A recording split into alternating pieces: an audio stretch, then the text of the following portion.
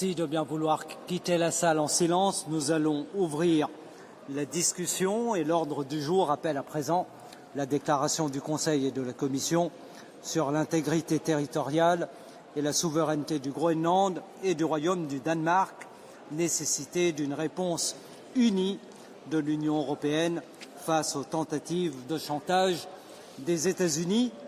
Je remercie la haute représentante, Madame Kallas, d'être parmi nous pour vous exprimer, Madame, au nom de la Commission ainsi que du Conseil, et je vous donne la parole immédiatement.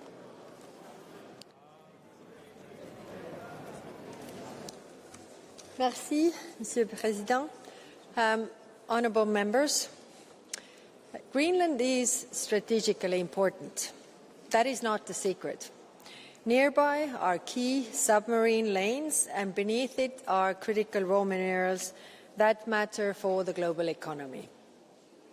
But let me be clear. Greenland belongs to its people. No threat or tariffs will change that. Sovereignty is not for trade. The European Union stands without doubt with Greenland and the Kingdom of Denmark in defence of their territorial integrity and sovereignty. Saturday's remarks by President Trump create a situation we haven't experienced before.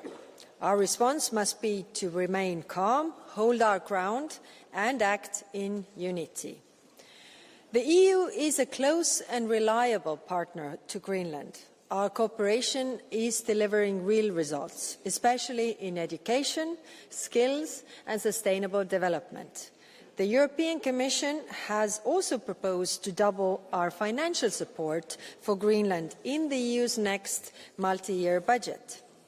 The leaders of Greenland and Denmark have been absolutely clear. The future of Greenland is for its people alone to decide.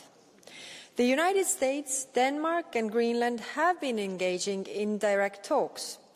That is what responsible allies do. They talk. But the tone of these talks matters, and threats made outside of them. Let me be abundantly clear.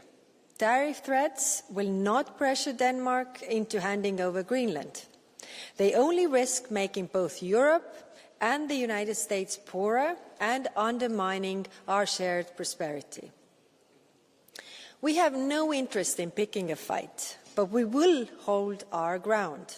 Europe has a slate of tools to protect its interests.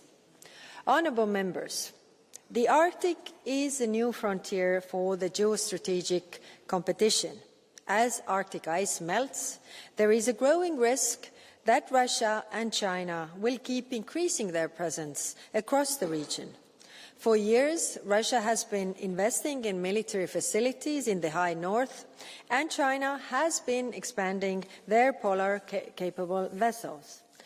But if there are concerns about Greenland's security, NATO is well suited to address them.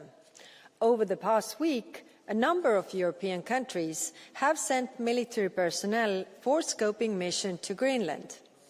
This presence is aimed at keeping the region safe, predictable and stable. It poses threat to no one. Because the defence and protection of Greenland is a common concern for Europe and the entire NATO alliance.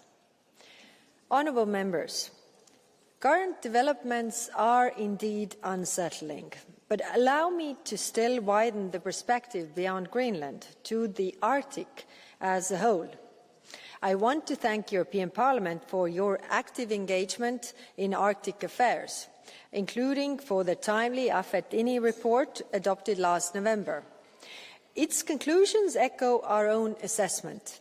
The Arctic has become a region of growing geostrategic importance. Climate change is transforming the Arctic faster than any other place on the planet. Melting ice is opening new routes and economic opportunities, but also create new risks. Russia's war of aggression against Ukraine has reshaped the European security landscape far beyond Ukraine itself. The Arctic is not insulated from this. Russia has disrupted cross-border and regional cooperation in the High North and intensified hybrid activities while militarizing parts of the region. The ship that cut the internet cables in the Baltic Sea in December 2024 escaped through the Russian Arctic waters.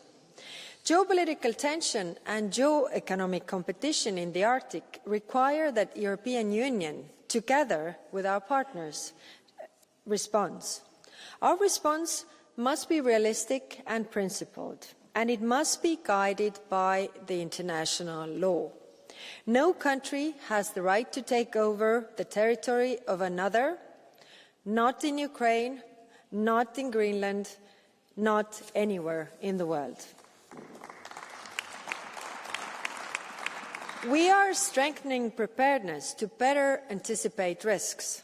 Societal resilience by protecting critical infrastructure, communities and democratic institutions from hybrid threats, and economic security by safeguarding supply chains and preventing strategic dependencies. We are currently updating our own EU Arctic policy to reflect those realities. Security is not only about military presence, it's all about trust, it's about stability, it's about people. As we address these new challenges, we remain guided by the priorities expressed by Greenland authorities themselves: sustainable development, social cohesion, and respect for their environment. Honourable members, the Arctic is warming 3 to 4 times faster than the global average. Climate change, environmental degradation, and security risks do not stop at borders.